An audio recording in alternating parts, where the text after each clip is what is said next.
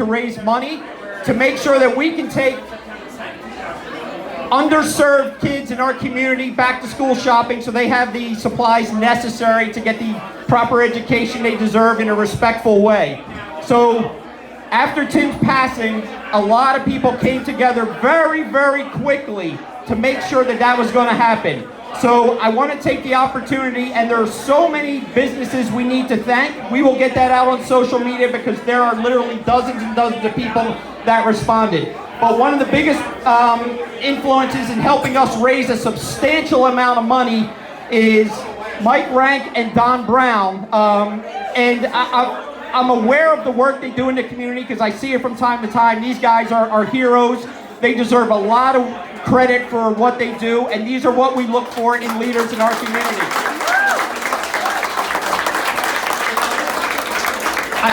I don't know about you, but I have a vision for what Stafford Township should be and what our community should be like, and I'm seeing my vision come true right now. I'm seeing a community that responds to a crisis and comes together when we need it.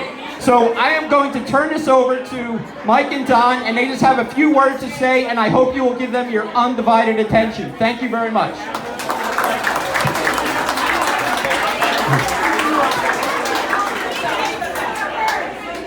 2 weeks ago, Manahawkin lost a good friend.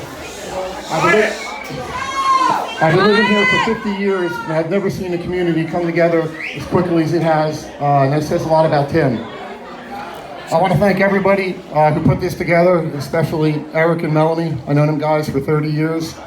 Anytime something's needed in the community, they're a leader in a pack, so they deserve a round of applause for putting this together.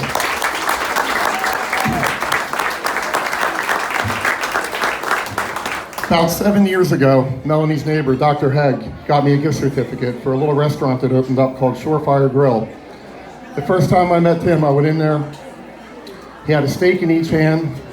He was joking with one of his cooks, put the steaks down on the grill. He walked over and he said, "You're Donnie Brown's buddy." I said, "Yeah," and he said, "Thank you for coming in." I got to know him over the next few years. And one thing I admired about Tim was his love for his family and his community. He had a beautiful wife and 2 little girls. He had a little puppy. Went to work every day. He's living the American dream. Tim and I were able to work on a project a year ago together. In December, I was doing a job for an elderly gentleman. He was a former Marine. He didn't have much. I stopped in, I was talking to Tim, told him what I was doing. I didn't even get the whole story out, and he said he wanted to be part of it. I'll never forget the day we were giving a gentleman a roof. Tim pulled up. He got out with his low-brim hat, big smile on his face. He walked over to the gentleman and he gave him a simple handshake. I heard him say to the gentleman, "Thank you for your service. I'd love to provide a dinner for you and your family for Christmas. Please stop on in." Now, anybody who knew Tim knew there was no simple handshake involved. You go to shake his hand, there was 7, 8, 9 different things he had to do. So he came back to give me a handshake. After the second one, I messed up. I just gave him a hug. So Tim's a great guy. After this tragedy, Donnie and I got together and we met with Joe Mangino and Jeremy from Jetty, and we went out and did our best with the local community. In this envelope, I had 50 local businesses that contributed and a handful of people, private people that donated. You guys want to hear how much we got? Yeah! Oh, you want to talk, Don? Here you go. I want to thank everybody for coming out here tonight and supporting Tim. This community is awesome. So everybody that knows Mike knows that he's got a huge heart. He's helped a lot of people over the years, so has Tim.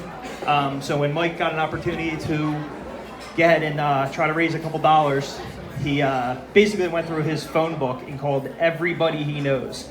And everybody was more than supportive. So without further ado, $18,000 community kickback.